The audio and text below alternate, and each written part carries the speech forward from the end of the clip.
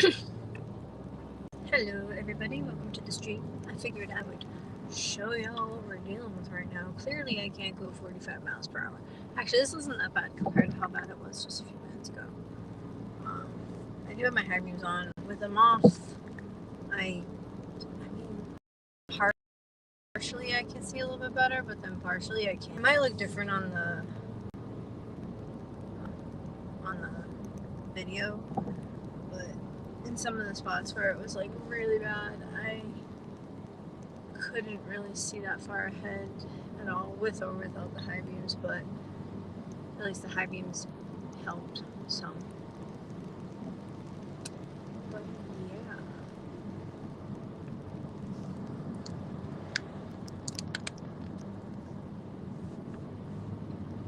I think part of all the fog might be from the snow, because according to my car it's 57 degrees outside right now.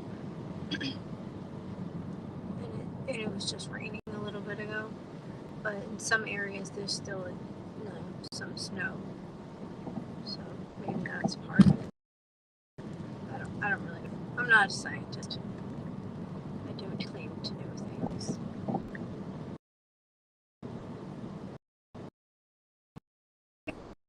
Anyway, I'm listening to True Crime with Kendall Wright while DoorDash, but I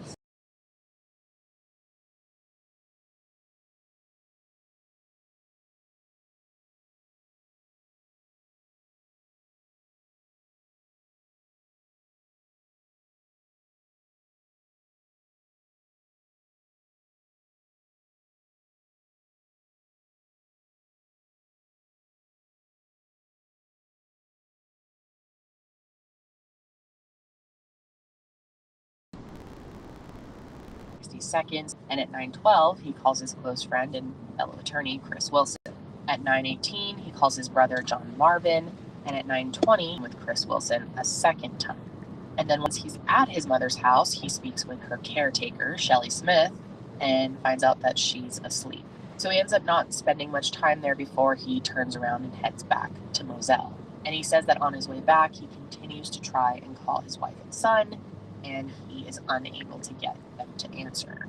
Now, going to his mom's and making these texts and calls was what the prosecution said Alec did in order to manufacture his alibi. However, the defense brought witnesses to the stand just hire somebody who Alec spoke to that night, and they all claimed that he didn't sound like a man who just murdered his wife and son. But the real nail in the coffin here really came from Rogan Gibson's testimony.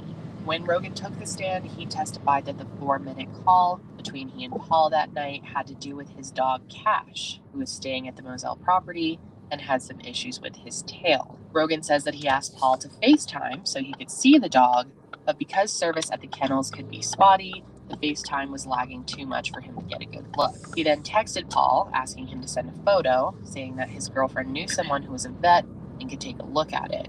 However, he never got a response from Paul again. Again, you told this jury that when y'all got off the call, you were going to try to FaceTime you, and if not, send a video. That's correct. And FaceTime didn't work. Yeah, it came through, but it was lagging. We couldn't communicate through it. That's correct. And you would expect what after that? A video. Rogan attempted to call Paul 5 more times that night without luck, and he even texted Maggie my dog, at I'd be mad. 4 p.m. asking that she tell Paul obviously, to call if he's him. not But once alive, again, he got no response. Answer. In Rogan's testimony, he testifies that not only did he hear Paul's voice on the phone, but he also heard Maggie and Alec in the background. Even though he couldn't be 100% certain at first that he heard Alec in the background, he later confirms that he did hear him after the infamous kennel video is played. So let's talk more about the kennel video. If you're hanging with me up until this point, thank you. So it's important to clarify that this video wasn't logged by investigators until almost a year after the murders happened. In April of 2022, Paul's phone was finally unlocked, and it wasn't until they were inside the phone that investigators first uncovered this crucial piece of evidence. So this video, which was recorded at 8:44 p.m., was taken just seconds after he and Rogan ended their FaceTime and just minutes before the prosecution says Paul and Maggie were shot.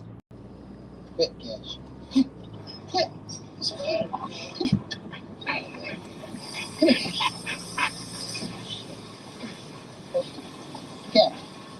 Hey, he's got a bird in his mouth.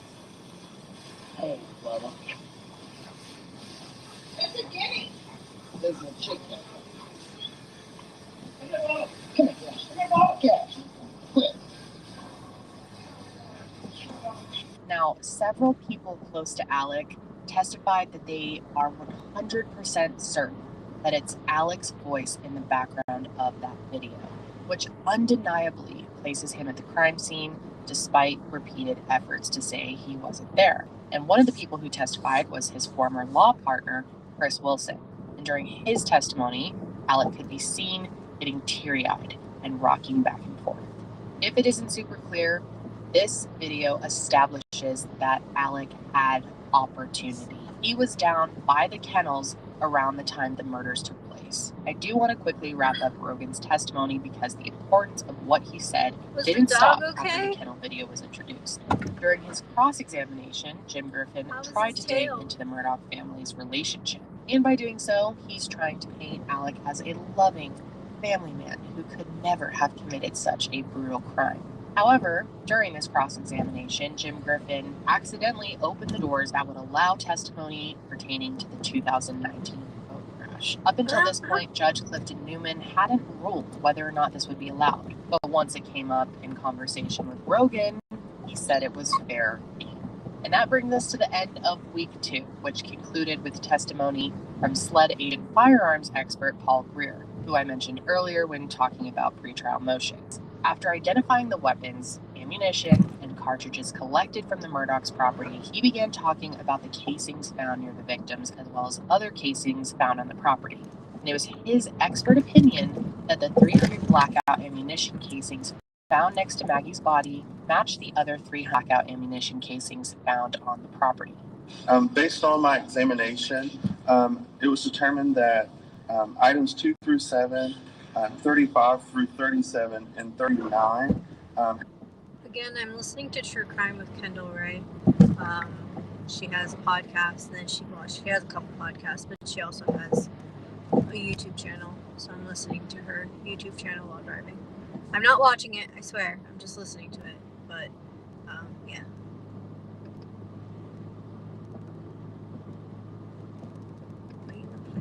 Had matching mechanism marks, and it was concluded that those items had been loaded into, extracted, and ejected from the same firearm at some previous time. So if I understand it correctly, the items collected right by Maggie, loaded into, extracted, ejected by the same firearm that identified that items were picked up by the side of the house. Yes, sir, that is correct. In addition to this testimony, we hear from many others throughout the trial, including Paul's best friend, Will Loving, that Paul owned an AR-style rifle and used 300 blackout ammunition. We also learned that Buster owned this type of rifle and that Paul's went missing around Christmas of 2020. However, it was confirmed that a replacement gun was purchased. But unfortunately, that weapon has never been how do you recovered. not go? And the fact that this replacement gun is now missing makes them believe that it was the gun and then the second used one in goes Maggie's missing? murder. And linking a That's family gun to the gun used in the murder was really important for the state. Again, who is going to believe that some vigilante came to the property with the intent of murdering these people and didn't bring their own weapon? It just makes no sense. So that brings us to week 3 with a lot of promise, because in addition to allowing testimony regarding the boat crash, Judge Clifton Newman also ruled that testimony regarding Alec's financial crimes could be admitted as well. And this was a huge win for the prosecution and a huge loss for the defense, as you can imagine. So next on the stand was Libby Murdaugh's caretaker, Shelley Smith. So in her testimony, Shelley testified about her interactions with Alec on the night of June 7th, and most importantly, her interactions with him after. On June 11th, 2021, the day that Paul and Maggie's funeral was held, Shelley testified that she was approached by Alec and that he began talking to her about the night of the murder. Even though she testified that he was only at the house for 15 to 20 minutes, she says that on the 11th, Alec told her that he was at Alameda House that night of the murder. Even the 2021, the day that Paul and Maggie's funeral, her interactions with Alec on the night of June for the defense, you can imagine. So next on the stand was Libby Murdoch's caretaker, Shelley Smith. So in her testimony, Shelley testified about her interactions with Alec on the night of June 7th, and most importantly, her interactions with him after. On June 11th, 2021, the day that Paul and Maggie's funeral was held, Shelley testified that she was approached by Alec and that he began talking to her about the night of the murders. Even though she testified that he was only at the house for 15 to 20 minutes, she said he was at the Alameda house that night for 30 to 40 minutes. And the way Shelley describes it, this was less of a conversation and more of a statement. She goes on to testify that Alec also brought up the fact that she was getting married and that he'd be happy to help take care of some things for her.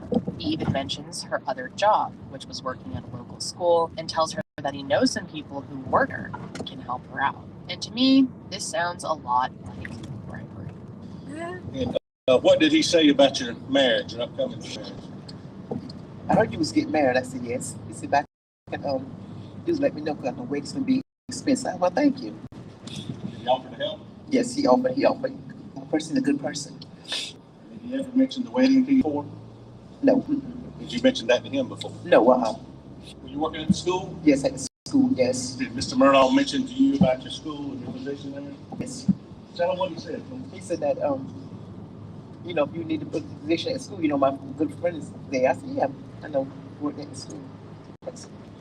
She also testifies that on June 16th, 2021, 9 days after the murders, Alec appeared at his mother's home in Alameda at 6:30 a.m., carrying what looked like a blue tarp or something that he immediately took upstairs.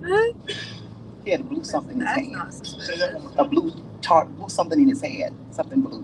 Blew something in his hand. Mm-hmm. Was it borrowed too? Did you Just show me kidding. Sorry. how he was holding Wedding it? girl. Like this. Sorry if I touch it. How was he doing? Holding something like this. Shelley did her best on the stand, but her testimony was definitely confusing at times, especially because she couldn't conclusively say whether the thing Alec was holding that morning was a tarp or the raincoat. And here's why that matters. A search warrant executed by SLED at the Alameda property 4 months after the murders uncovered a raincoat, a blue raincoat, and a blue tarp. And when tested, that raincoat tested positive for high levels of gunshot residue.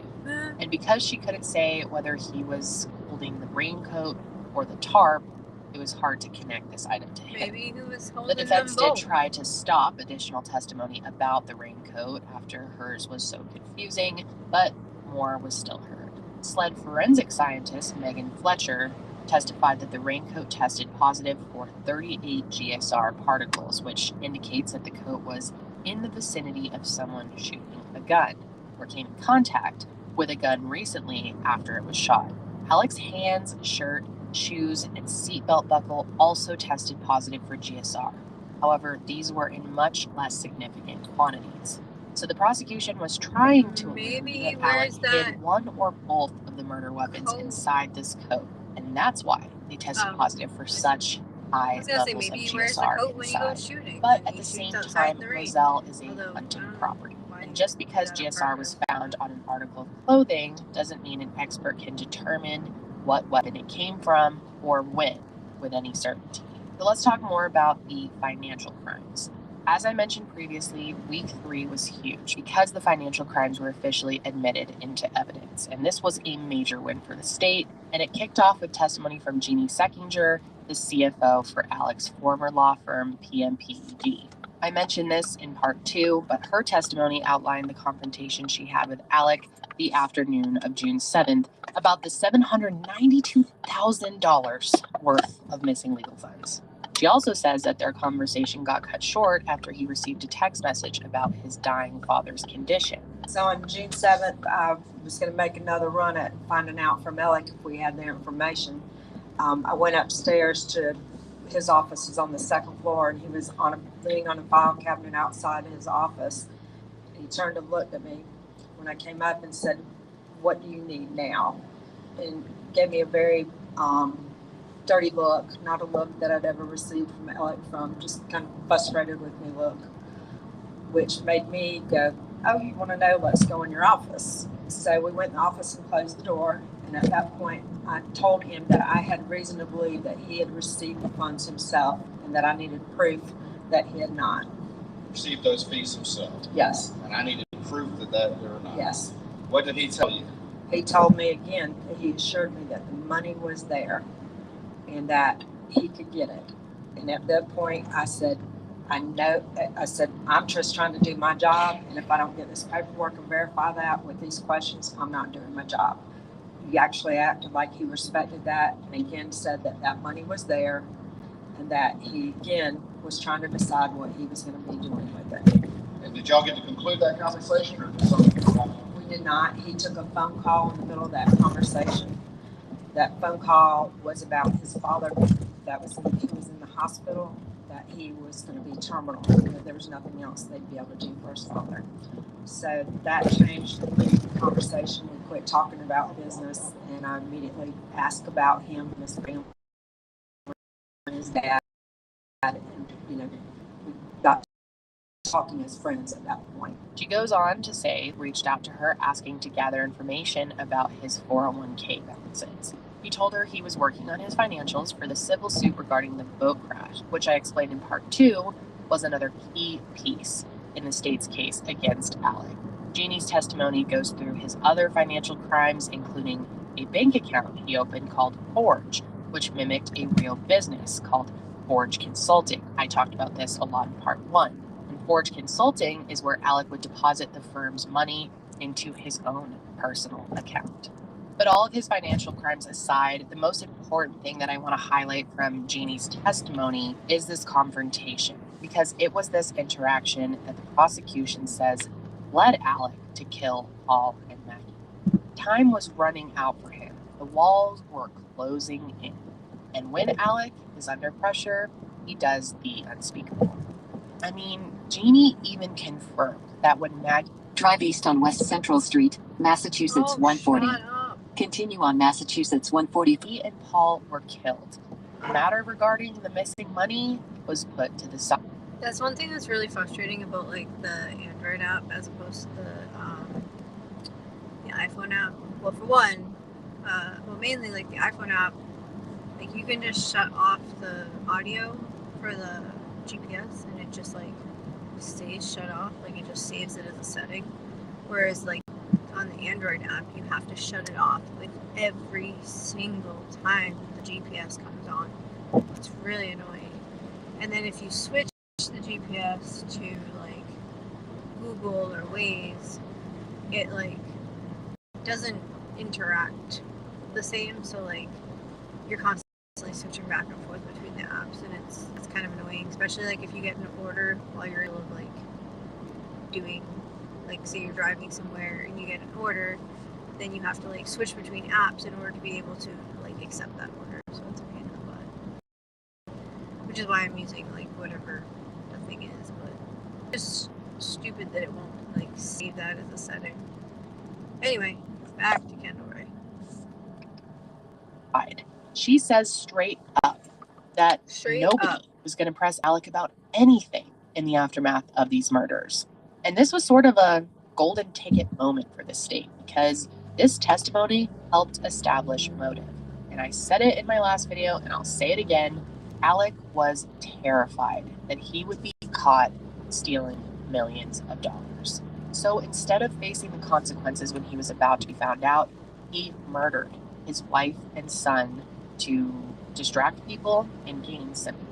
And this brings me to the other half of the alleged motive: the civil suit following the 2019 boat crash. So halfway through week 3, Mark Tinsley takes the stand. Mark, who I explained last week, represented Mallory Beach's family in a $10 million civil suit against Alec Murdaugh. Alec claimed he didn't have the $10 million to pay up and was 3 days away from a hearing that would have led to his financial crimes being exposed when his wife and son were suddenly killed. Even if this hearing on June 10th didn't really expose his crimes, Mark testified that it would have opened the doors for his finances to be examined, and that he and his firm wouldn't stop pushing until the truth came out. And just like Jeannie testified, Mark explained that the murders made it so that he and his firm would no longer pursue Alec. In fact, the murders actually ended the lawsuit altogether. Again, a great motive for Alec to have committed such a terrible crime. Did that have any effect, that tragedy of their deaths, did that have any effect on your assessment of the bogus and how everything fit together, if things were how they initially appeared? It would have affected. I mean, yes, it did, and it would have ended the case. It would ended the case against you. Against Alec. Explain that to me. Why? What had changed after this terrible tragedy? Well, when you have a civil case, nice people get good verdicts. You really have to motivate the jury to want to help somebody in a civil case. And so, if you compare, say, Attila the Hun with some sweet grandmother, who gets a better result? It's the sweet grandmother. If Alec is the victim of a vigilante, nobody's going to hold him accountable. It doesn't make any difference what he did or how clearly what he did contributed. The case would be over against Alec. And so initially, it could have been over. It appeared that it was going to be over against Alec because I had other defendants. I had partners in the convenience store that clearly violated its rules, and so you wouldn't want a very sympathetic person in your case when you have somebody who clearly violated the rules and caused this tragedy. So I'm going to work against him. Mark was actually the first and only person who was willing to hold the Murdochs responsible following the boat crash, and really any other time. Before the murders, Alec actually went up to Mark and said, "I thought we were friends," as if them being friends would mean that his son would get away with across the the highway. Alec isn't the type of person that can handle bad media attention on his family. So what does he do when he's in trouble? He looks for a way out. And it just so happens that the only way out Alec could think of at this time was So I don't know anything now about I've this stressed boat how accident. important the financial crimes were for the state, but it would take me literally a week to go through it all. Or However, I must Jeannie and have Mark's listened to it testimonies just a were long two time of the ago. most important, and I wanted to highlight some of their testimony. And we still have a lot more to get through. So there was a pretty crazy interruption in trial during week 3. They ended up having to evacuate the courtroom due to a bomb threat. And this little hiccup was certainly annoying considering the trial was already taking so much longer than expected. So toward the end of week 3, the jury heard from Alec's best friend and fellow attorney, Chris Wilson. His testimony was first heard with the jury out of the courtroom in week 2. However, the judge ruled that his testimony should be admitted, and he took the stand again in week 3. And Chris spoke very emotionally about his long-standing relationship with Alec, who at one point he considered to be his closest friend. During direct examination, he's asked about the $792,000 worth of misappropriated funds, because Chris was the person who Alec said had the money, but that wasn't really the case. His testimony shares that Alec asked him to write a check out to him personally and put on the firm's books. He asked you to write the checks out to who? To him. Him directly. Him, Richard Alexander Murdoch.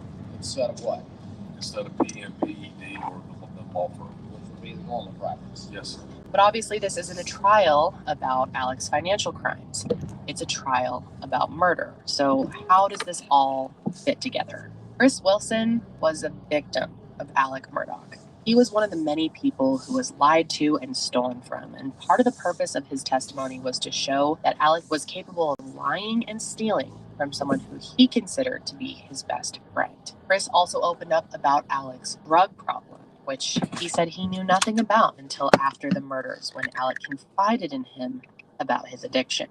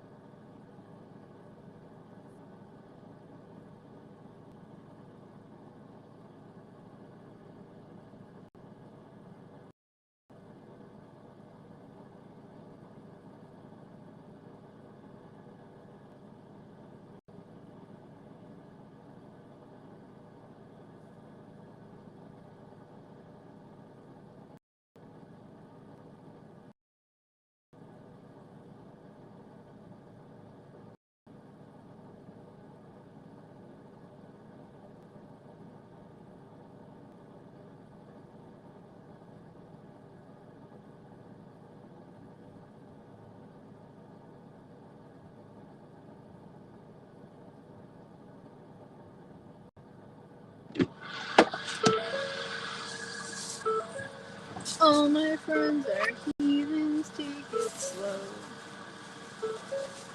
I don't know if those are the right words. Wow, the crack in my windshield is getting way worse. I need to get a new windshield. Quite badly. I just don't want to put in the claim for my insurance. Especially seeing as like I need a new car anyway. Like I was hoping to get a new car, not new, brand new, but like new to me car. I was hoping to get prior. Drive to, northwest, then turn left. Like and not have to. Like this is months ago when I only had a tiny crack. So it's just been getting worse and worse, as windshield cracks generally do. Like one of them, like so, like I think something hit like my windshield, like by the like where it, like my brain is not braining. Oh my god! I think something hit like my roof of my car, right, at the windshield, and that's what cracked one of the cracks. Because when I was looking at the roof of my car the other day, there was also a like a dent and like a chip in the metal. I mean, the paint, and it had like a little bit of rust, like but right at where one of the cracks start. So my thought was maybe something like I don't know fell or something hit my car and it made that happen. I don't know. And then, but the other one has been there for I don't know, maybe like a year now. But it was like the small, well, it was kind of big, but it was on the other side of the, it was like a I don't know, less than an inch circle, maybe half inch diameter circle that was like on the passenger side of my windshield. So it wasn't that big of a deal. Like I can see it, but it's not, obstructing my view. It's not like right in my field of vision when I'm driving for the most part. So I wasn't that worried about it. But it has decided to spread.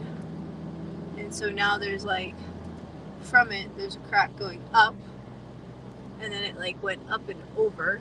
And it's like now over going towards the driver's side. There's another crack coming off of it going down. And then there's a third crack coming like across my windshield towards the driver's side now. I'm like, that's great. And they're like getting slightly bigger, and I think it's part of it is like the changing pictures, I think. But anyway, so yeah, that's a little annoying. Because I was hoping like just to like trade this car in like the way it is without having to put in a claim to my insurance before needing to end up paying like a buttload of money for insurance like when I eventually get another vehicle, because obviously I'm going to have full coverage if I have a loan. Anyway, this DoorDash order was a little odd. It was 3 limes and a gallon of milk. I don't know what spoke.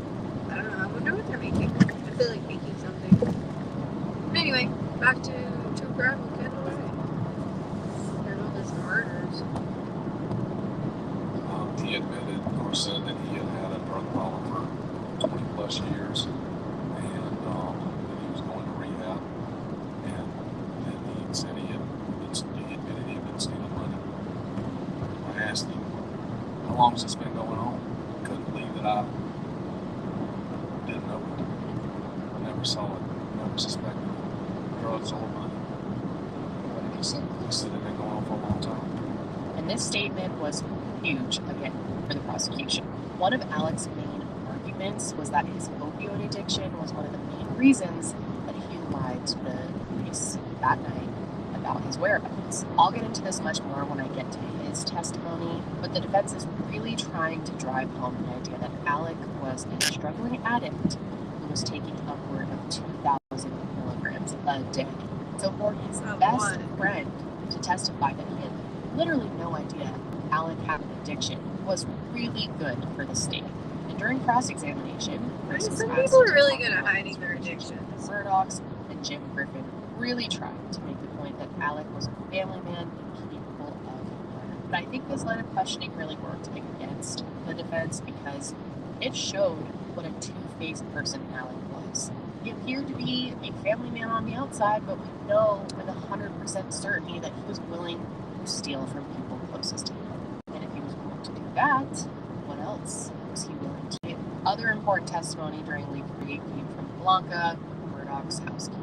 I mentioned when going through the cell data that she and Maggie texted that day, and I played a clip where she explains that the outfit Alec is seen wearing in the Snapchat video is not the outfit he wore. Snappy chatty. But she had even more testimony that was crucial to the case. While she was on the stand, Blanca first explains that she knew the Murdoch family very well. She knew their habits, she knew their schedule. Most importantly, she knew what clothing they owned. And in her testimony, Blanca says that after June 7th, she never shirt Alec was wearing in the Snapchat video again. And she also says the same about 2 pairs of shoes that he frequently wore before the murders took place. On June 7th, 2021, did you ever see that shirt again? No, sir. There was like a pink one, a white one, a baby blue. It was it. I do not remember that shirt being in there. And on June 8th, 2021, in the morning hours when you came back over there, was that shirt there? No, sir. Were these shoes that you saw house slippers, were those there? No, sir. Did you ever see those house shoes? No, sir. Where did he usually keep them? In the closet. And she also shared how Alec had a conversation with her after the fact. And it sort of sounded... Okay, I know I'm kind of going to be a smart ass here, but what are house slippers? Like, I can see if you say house shoes to me could either be slippers or they could be shoes that you specifically only wear in the house.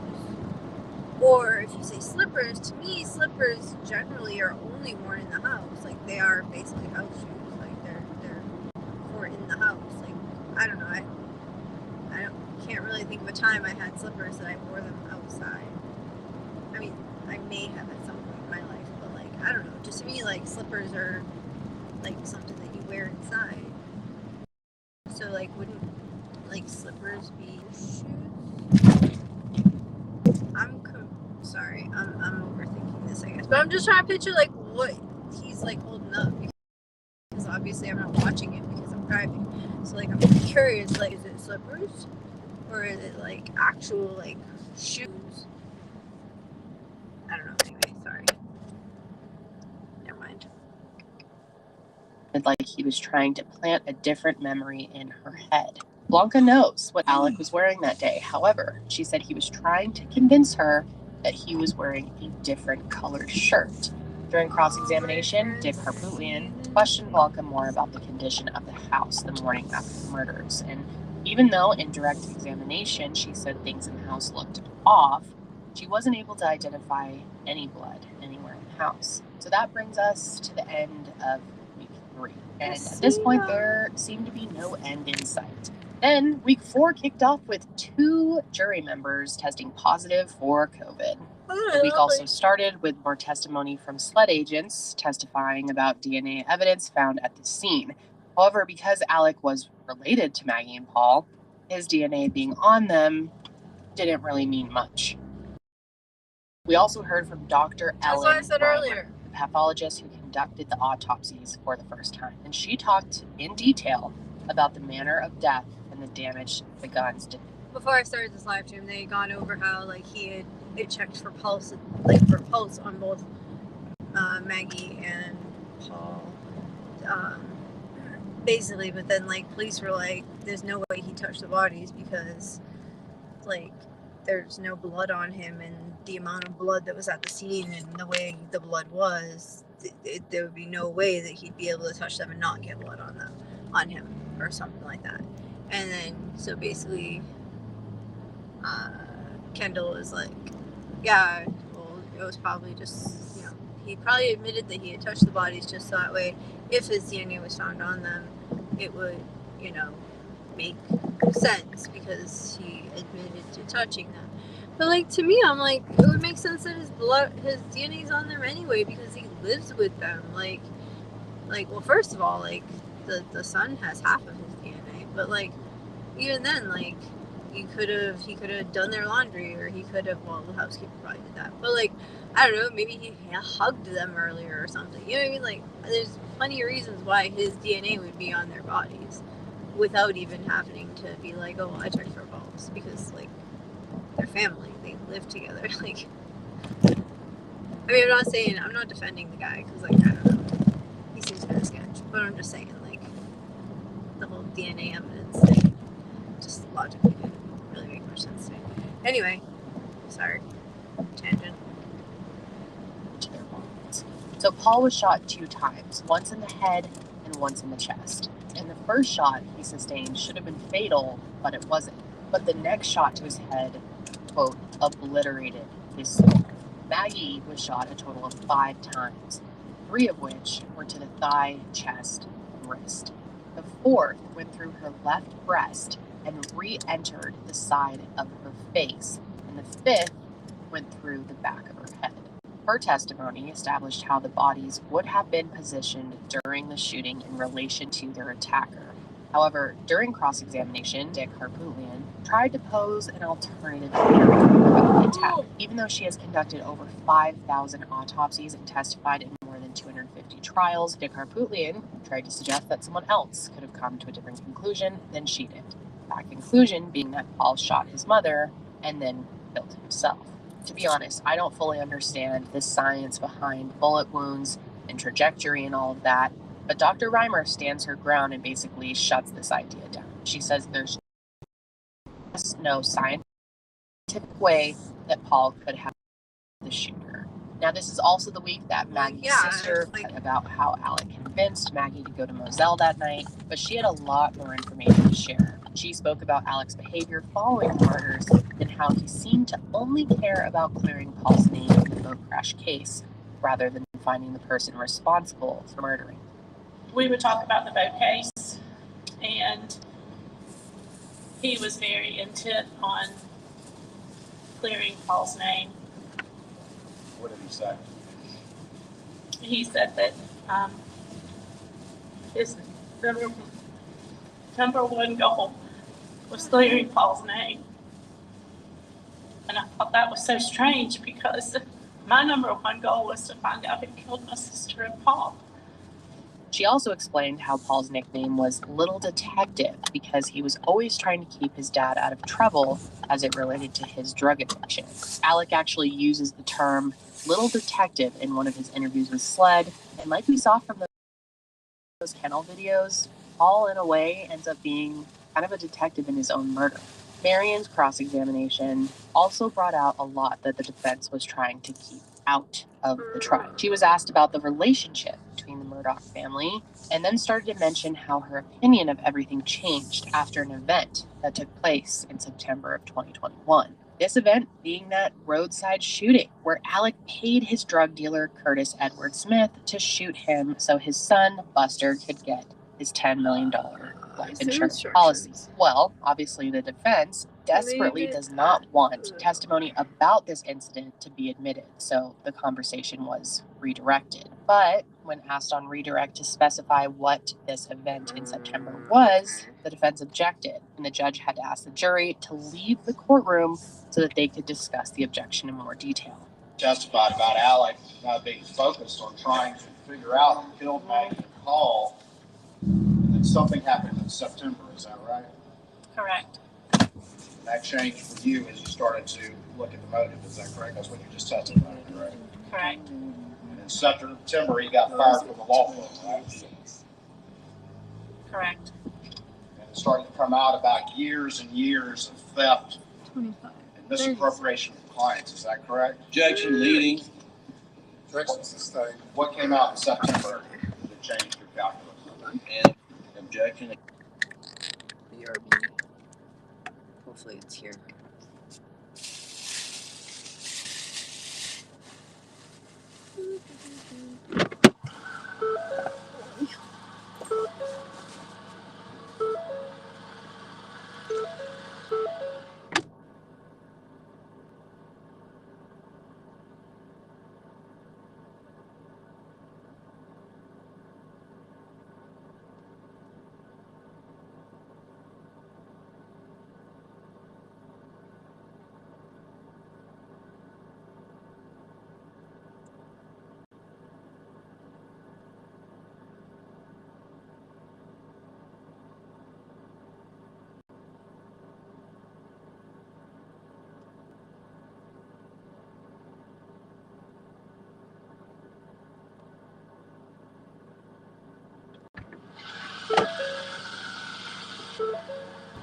How did the delivery go?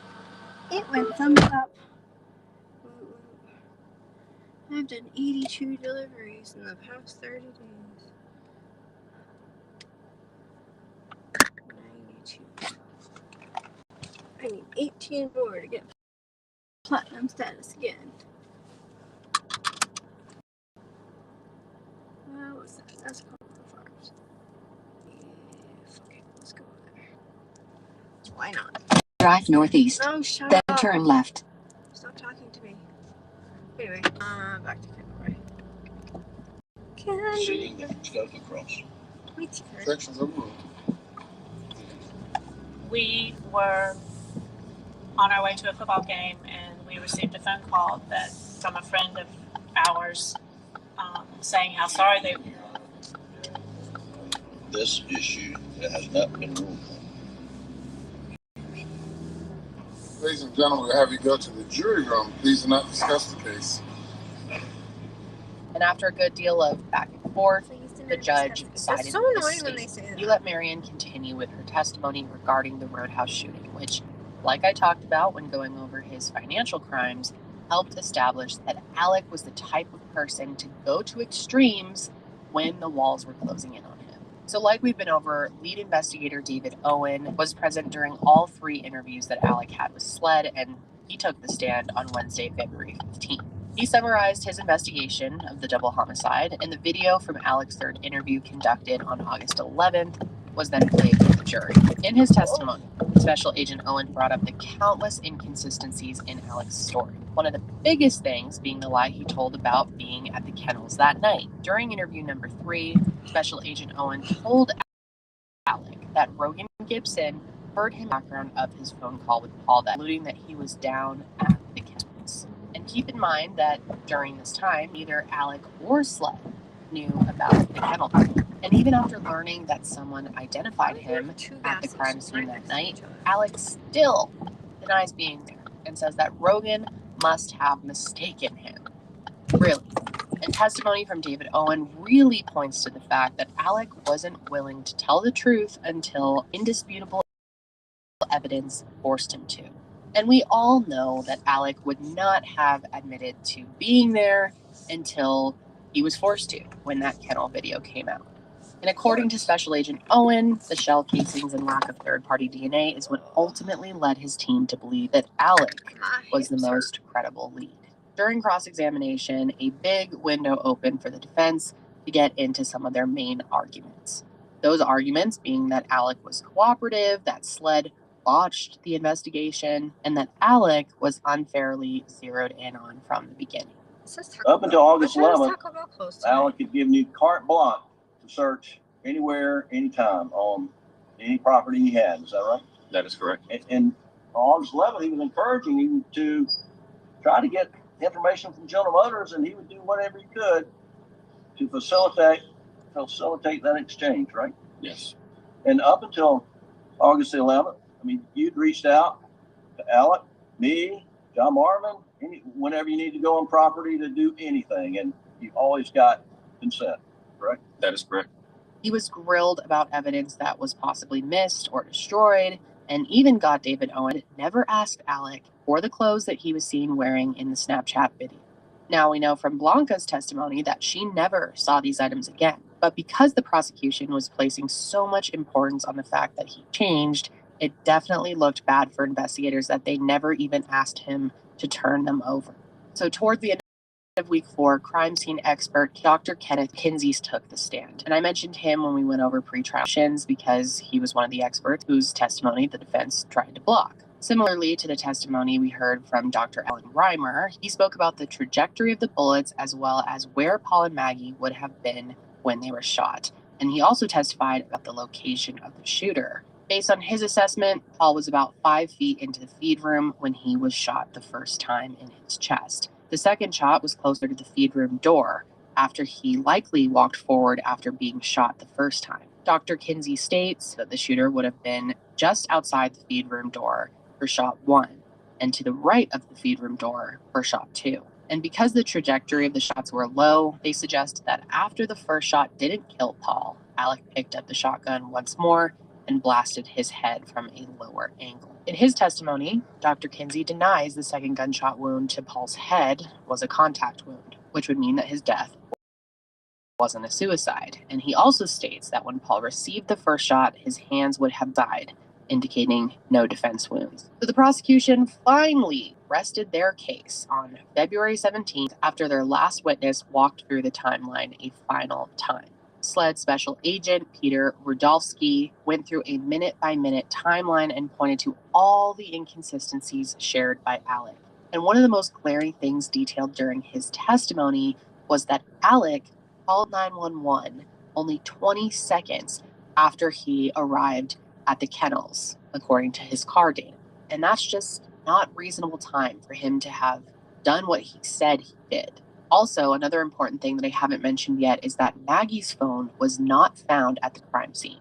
It wasn't until the following day that it was found by John Marvin, and he found it with a detective by using Find My iPhone feature on Buster's phone. Well, data from Alec's car also shows that he drove in the direction where her phone was found, which means he can't be excluded from having taken her phone, even though the defense argued that the movement activity on their phones doesn't match. Therefore, Alec couldn't have been the one to take it. Data from Maggie's cell phone really played a big part in determining time of death. And that's because the data showed that her phone's orientation changed several times after it's believed she was killed. And I know that's pretty technical and confusing, but the state is basically arguing that the phone could have registered movement and orientation changes after the fact with someone else in control of her phone. And like I said, the defense made a very solid point that her phone is not seen moving at the same distance as Alec's phone when he was leaving Moselle. And if he did have her phone, and if he did bring it with him and throw it out the window, their phones should show the same movement.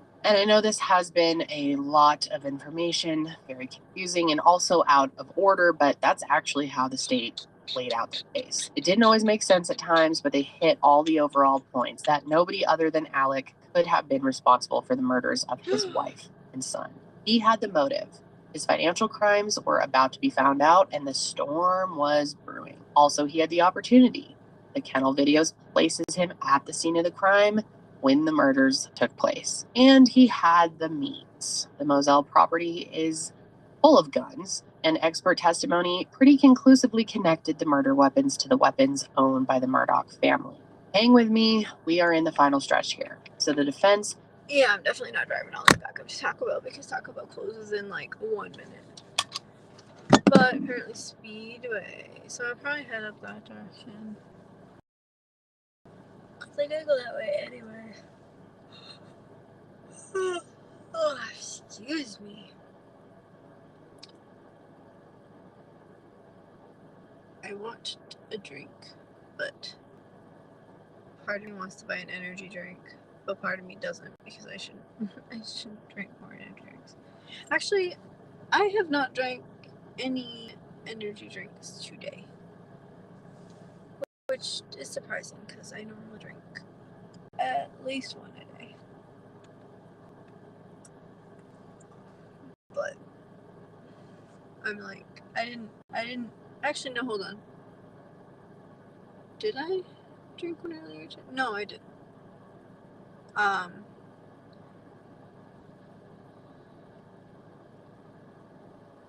forgot what I was gonna say.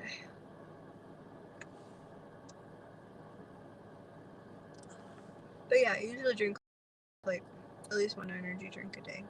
But I don't know. Today I was like, I'll just wait until I'm actually like, well, I had coffee today, that's why. So I was like, I'm gonna go get coffee. And I was like, I'll save this energy drink for later. So I do have an energy drink in the car, but it's not cold anymore. So I don't, I want one that's not, the one that's, blah. What the heck? I want a drink that is cold, is what I'm trying to say.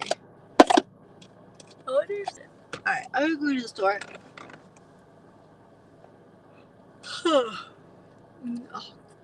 DoorDash decides to like close out right when I'm like, alright, hold on. I'm going to pause orders so that way I don't randomly get one while I store.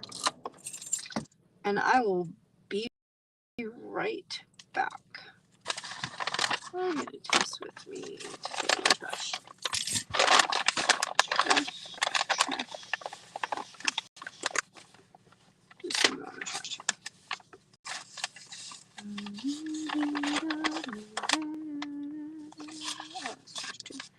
I have more trash than I thought I did.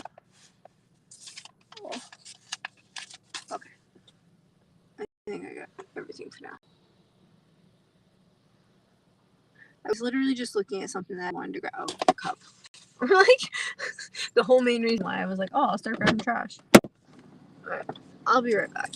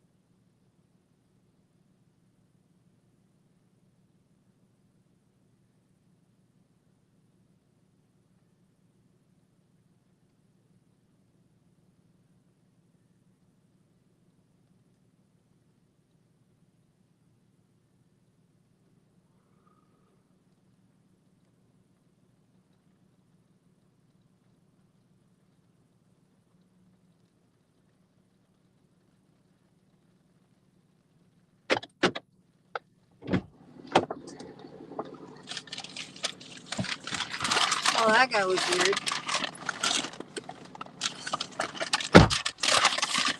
I feel like he just wanted to be in the store by himself. I probably should have went to the bathroom while I was in there. Oh well. So I know I said I didn't want to get any energy drinks, but guess what I got? Actually, I got quite a few energy drinks. But in my defense, like I said, I do drink them, so it's not like... obviously, I'm not going to drink them all today right now. I also found these, like, it's called Harvest Snaps, and they're like baked green pea snacks. This one's white cheddar. Apparently, there's 5 grams of protein per serving. I'm not going to eat that right now, but they had the Alani new cotton candy flavor one, so I was excited about that. So I ended up getting 2 because they were 2 for $5. And then we had a new flavor of Monster called Ultra Punk Punch. And I saw it a while ago and I wanted to try it, and I haven't yet. And then they had a ghost flavor that I hadn't seen before called Peaches. So I grabbed that one as well. But obviously, I'm not going to be drinking them all right now.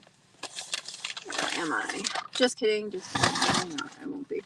I will not. That is a definite no from me. Wait, what is that? Oh.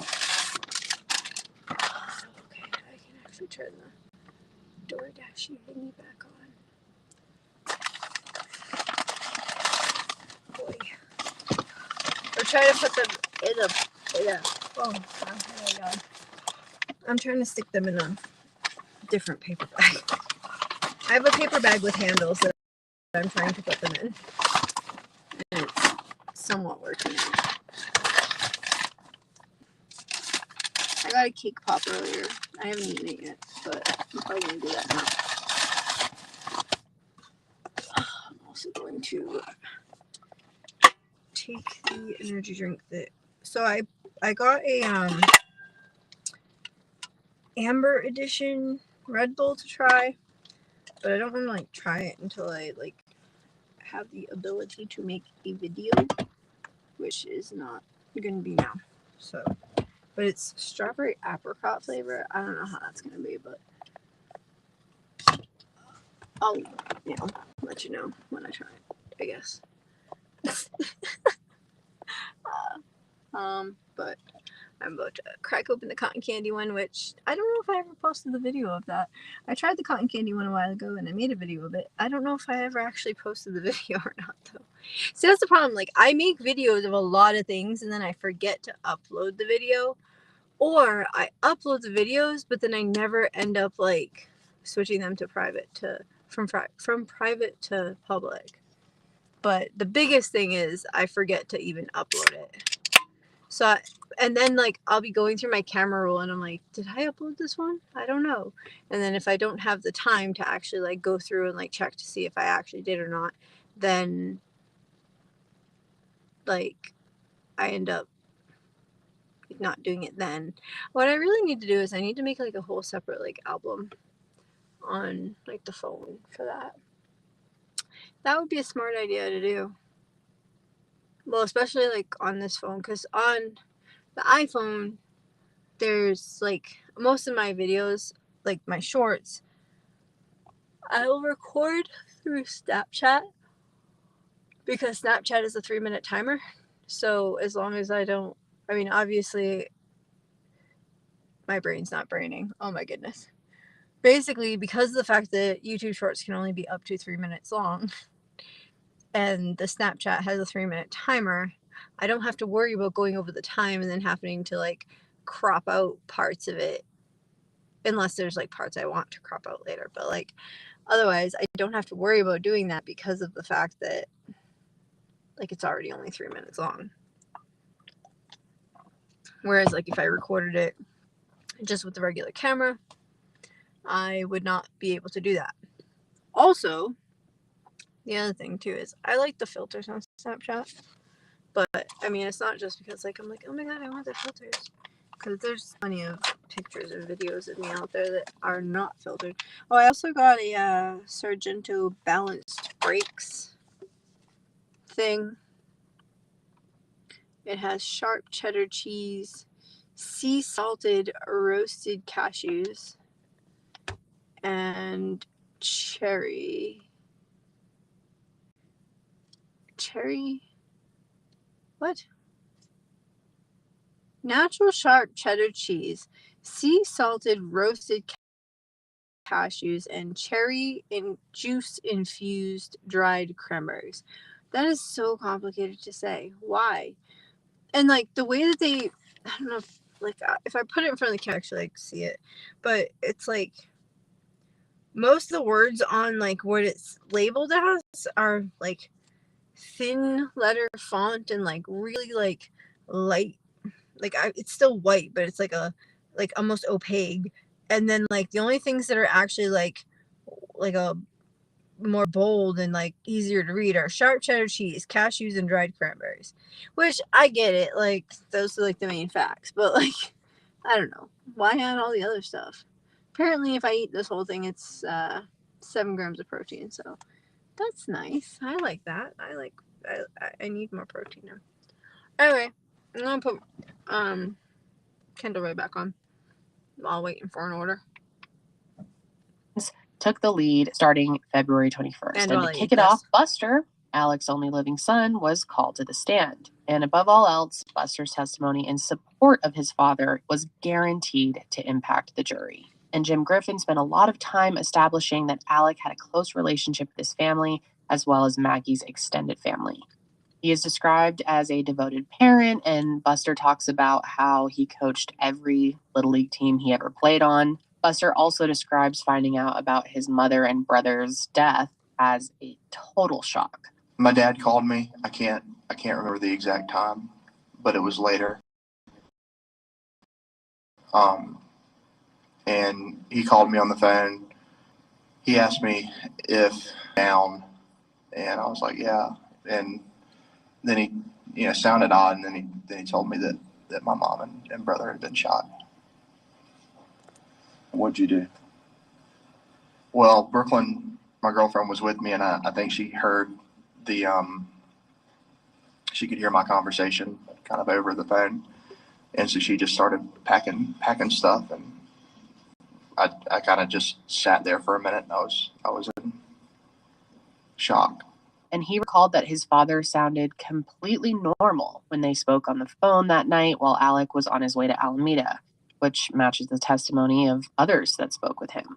And the defense continued to try and poke holes in the state's case. And in one example, Buster testified that it wasn't uncommon for his father to change clothes several times a day. He said that if he was outside on the property and sweating, it wasn't uncommon for him to shower more than once and change his clothes. Buster also testified about Alec's drug addiction. He says that he was aware of the problems that his father had been facing, but admits that Maggie and Paul knew more about it than he did. And he also talked in detail about the effort Alec made at overcoming his drug addiction, but he also said he knew he had relapsed on a few occasions. He testified that even when Paul and Maggie would confront Alec about his drug addiction, that things never got violent because his father wasn't a violent man. But despite knowing about his father's drug addiction, he claims that he didn't know about his father's financial crimes. At the very least, Buster's testimony for the defense showed a loving, supportive son who couldn't imagine that his own father was responsible for killing his mother and brother. Considering some of Alec's closest friends and colleagues testified against him, having Buster on his side was beneficial for the defense. Forensic engineer Mike Sutton took the stand as well, and he created a digital reproduction of the crime scene to trajectory. I mean, just to play devil's advocate here, but like, I'm not saying I don't think he did it. I don't know. And it's one of the reasons why I hate jury duty. Because, well, actually the one time I did actually get picked for jury duty, I'm pretty cut and dry that the person was innocent. But anyway, my point, like, can you imagine if, like, I don't know the outcome of the case because I haven't obviously finished listening to this yet, but Imagine if he's actually like innocent and like he ends up getting guilty because it just looks like he's guilty, but he was like actually set up or some shit. Like that'd be crazy. I mean, not completely far fetched. I mean, I don't know. Like, I mean, because he's got other stuff and he seems a bit sketch, like he might be guilty. I don't know. But I mean, it's kind of crazy to kill like your wife and kid. I mean, like I can see like killing the wife, but the kid too. I mean, not saying like you should be killing your wife. Like you definitely shouldn't be. Like, no, you know, don't kill anybody. But like, if it was like the wife got dead, but the son didn't, then I don't know. I feel like it might be a little bit more believable. Cause like I don't know. I just can't imagine like having a child and then killing your child. Like, it just.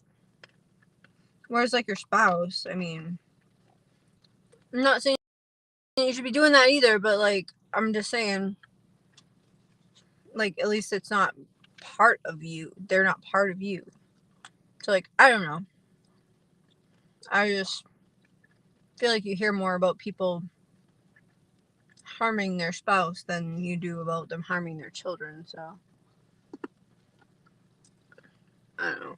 Anyway, but like I can't imagine like getting like say he was innocent and like being accused of all these like terrible things and like going to jail for it, whatever. And then like come and find out like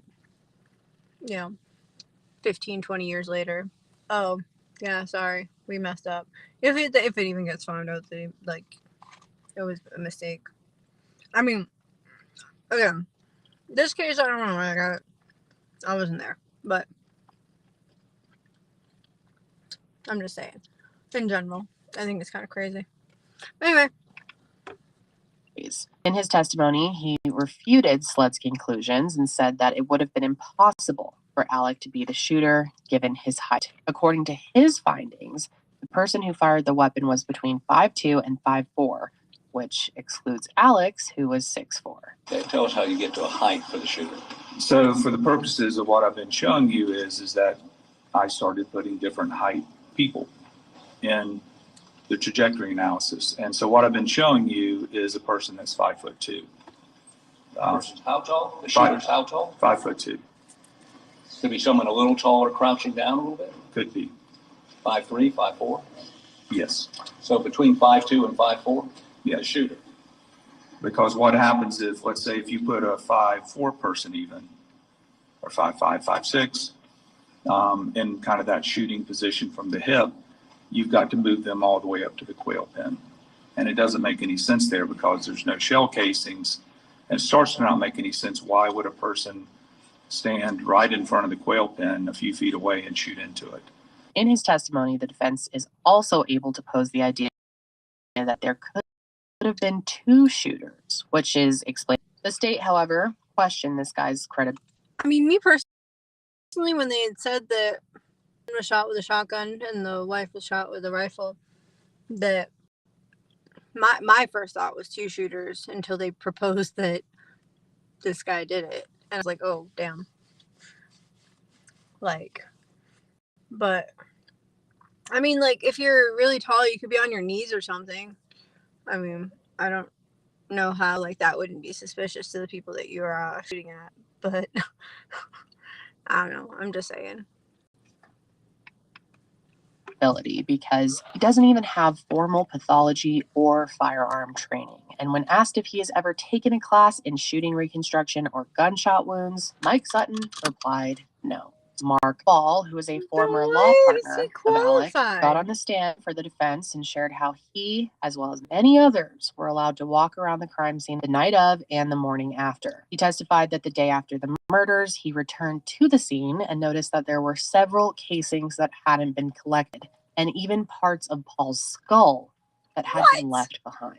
Mark's testimony pointed to the mishandling of evidence by Sled. However, his cross-examination was helpful for the state, particularly when he admitted without hesitation that Alec was good at hiding who he really was. And he also said that he had no idea that Alec struggled with a drug addiction. And for how many pills the defense defense claims he was taking daily, it feels hit this. Additional testimony halfway through week 5 came from a crime scene analyst who pointed to several areas around the crime scene that weren't processed for fingerprints, such as the feed room door. And again, this goes with the defense argument that SLED botched this investigation. Well, and then they finally, just said that there was February also like 23rd, a Alec storm. Murdoch takes the stand.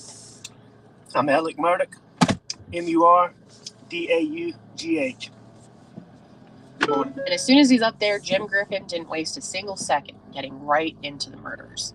Murdoch, June 7th, 2021, did you take this gun or any gun like it and shoot your son Paul in the chest in the feed room at your property off Moselle Road? I actually only have one of the guns. Mr. Murdoch, did you take this gun or any gun like it and blow your son's brain out June 7th or any day or any time? That's kind of fucked up to say to a grieving father, like if he actually did it.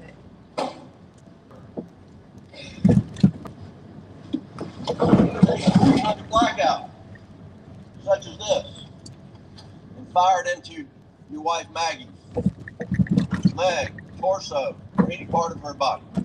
No.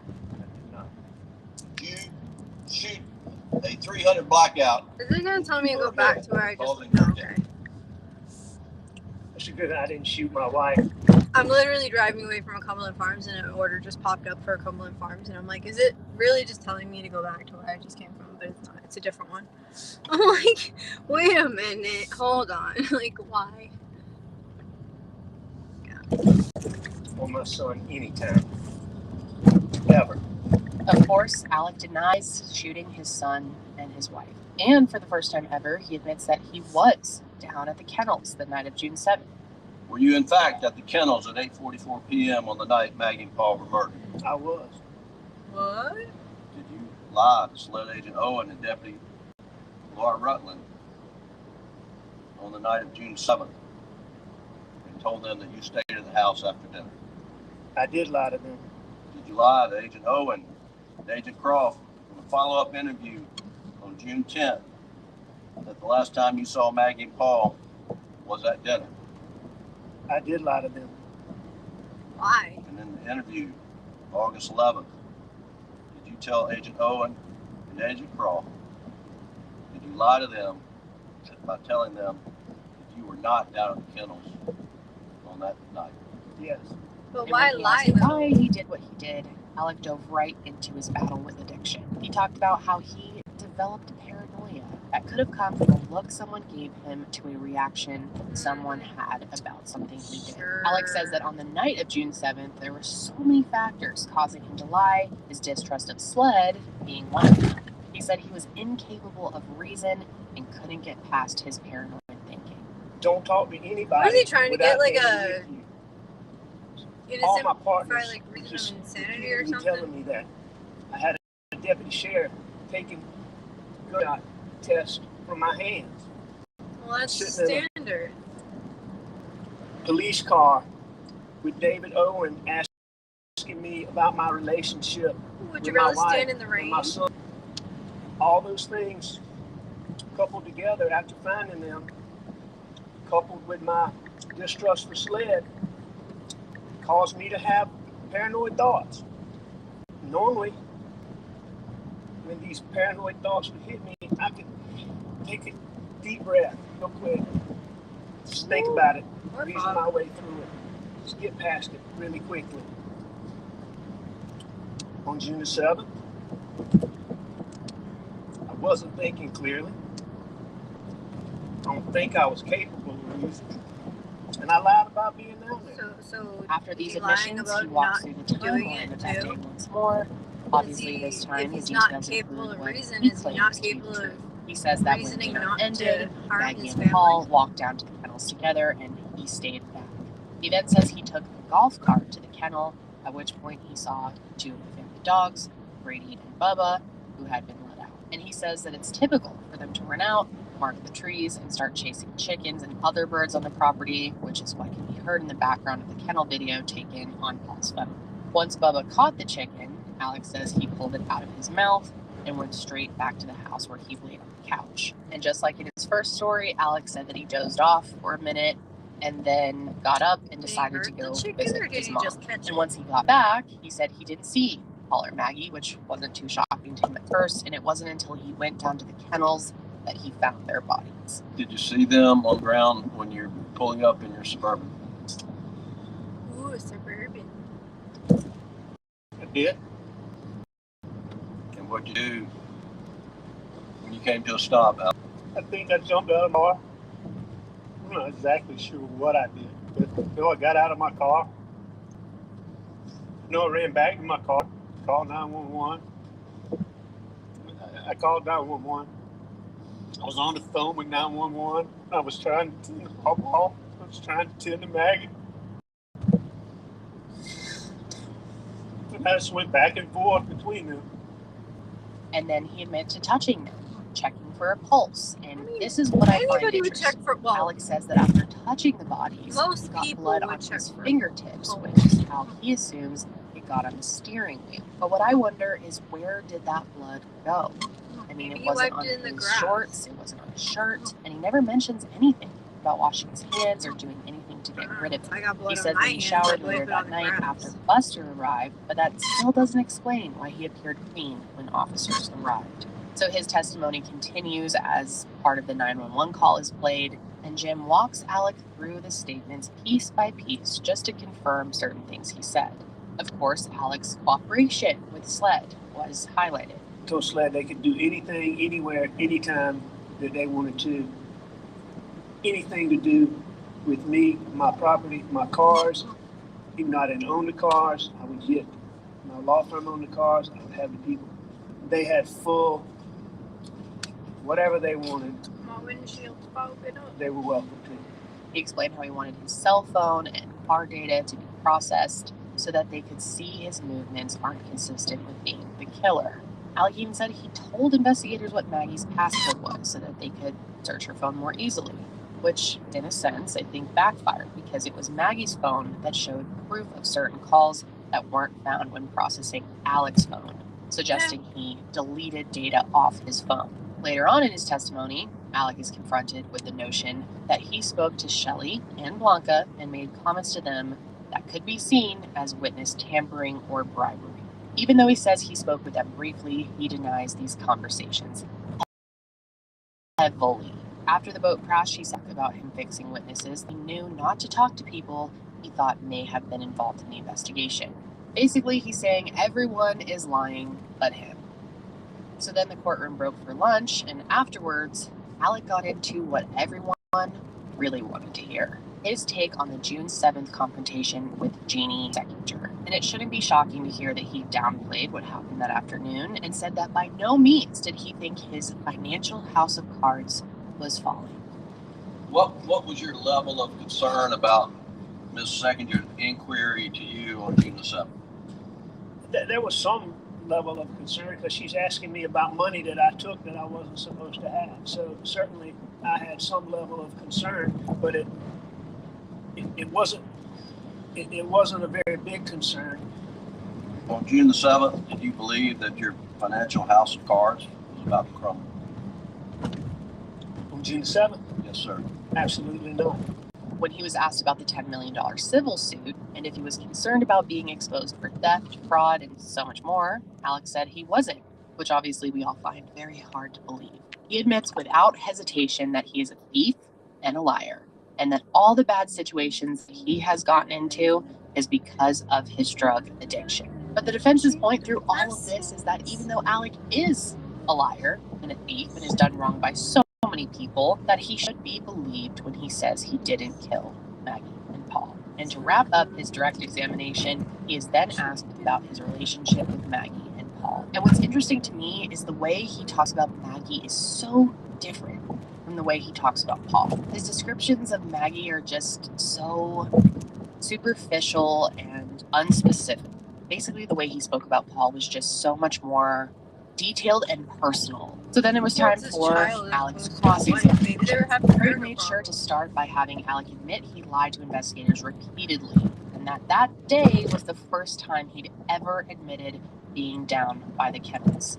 He lets that sink in and then spends a good amount of time talking about the Murdaugh family history and the legacy that they have established in this area. And the point of establishing how powerful this family was so that Creighton could introduce Alec's solicitor badge. Alec would put this on his console or dashboard of his car, and admittedly, he says he did this in order to receive better treatment when he was pulled over.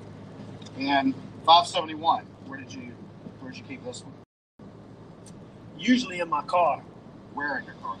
It could be all of it. It could be on the dash, like you were talking to Mark Ball about. It could be in the center console. It could be in the cup holder. It could be on the seat.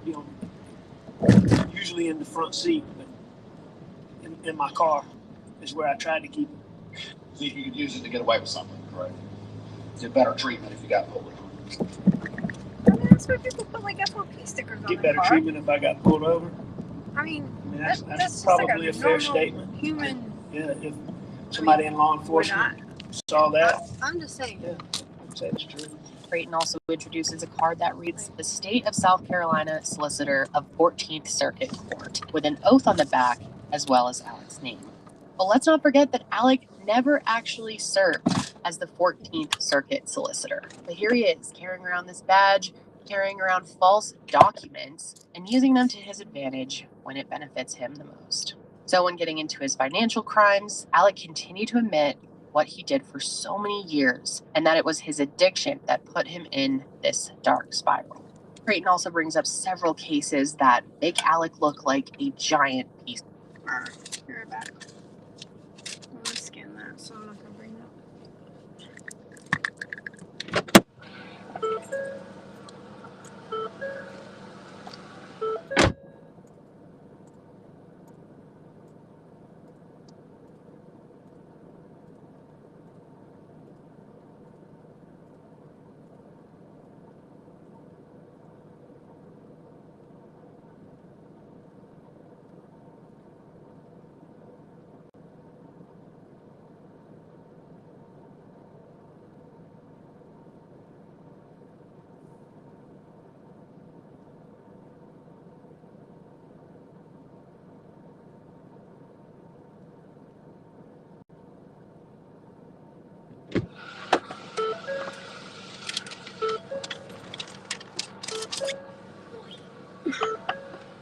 Truth in my eyes.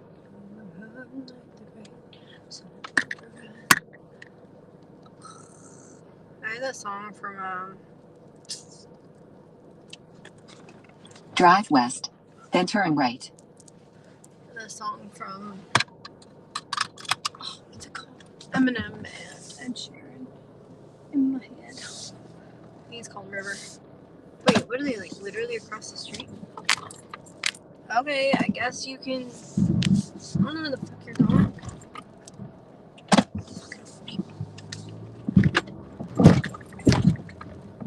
I hate everybody. Where is? I am currently. I don't think I'm facing the way it's telling me I'm facing. So that's true over there, I think. I hate when the GPS is like turned around.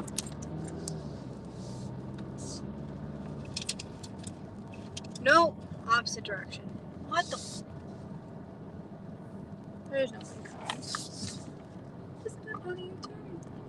Because, you know, if the GPS was actually GPSing, like it should be, I wouldn't have. Why is it?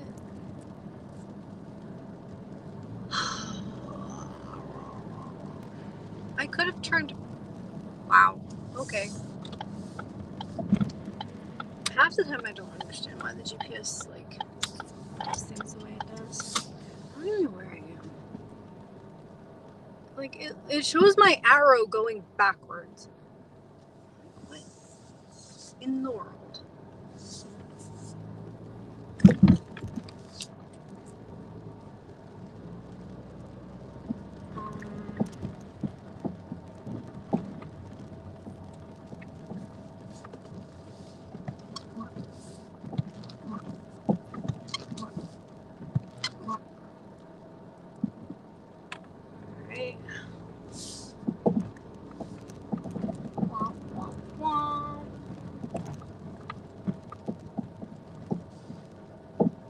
not showing me on a road that I'm not even on. Okay. Alright, I see it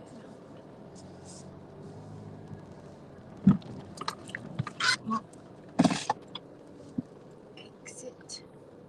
I literally clicked exit. Are you really gonna do this crap now? I swear, the DoorDash app just hates me. It's been acting up all night. Drive north on Crocker Street. Shut up.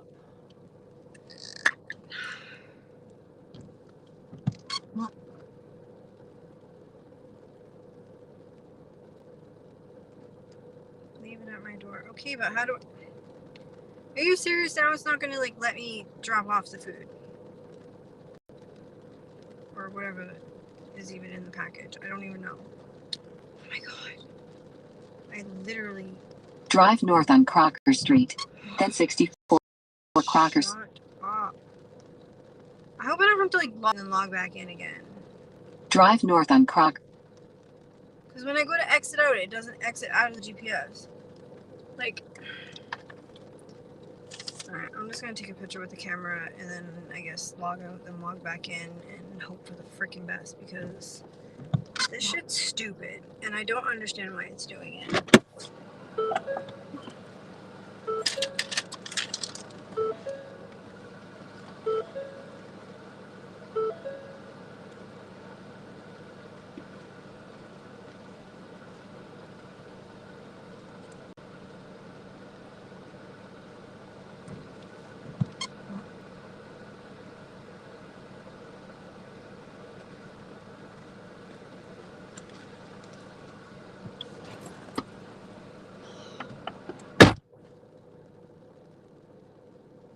I'm gonna message the customer.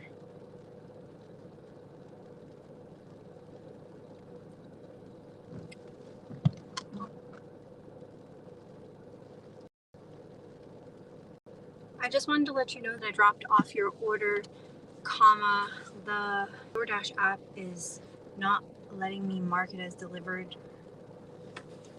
but I'm going to try logging out and then logging back in and try again, but I just wanted to let you know that your food is outside your door.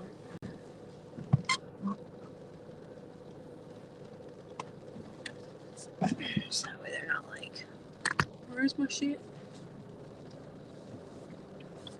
I honestly have no idea why this app is being so sketched today. And I'm just gonna like drive down. I don't even know where I am, so I can't even like go anywhere. Can I turn left here?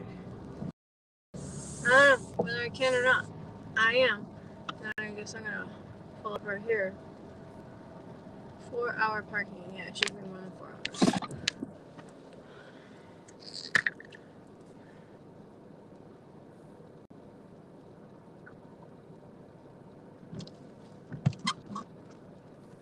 Like literally this is the second time the DoorDash app has been acting up today. Drive west on Pratt Street. Shut the Then, fuck in up. 200 feet, turn left. Like when I hit exit, it doesn't exit out of it. Oh my god. Like I can't even, how do I? I don't know, maybe if I shut the phone off. Sorry, live stream gonna end. Cause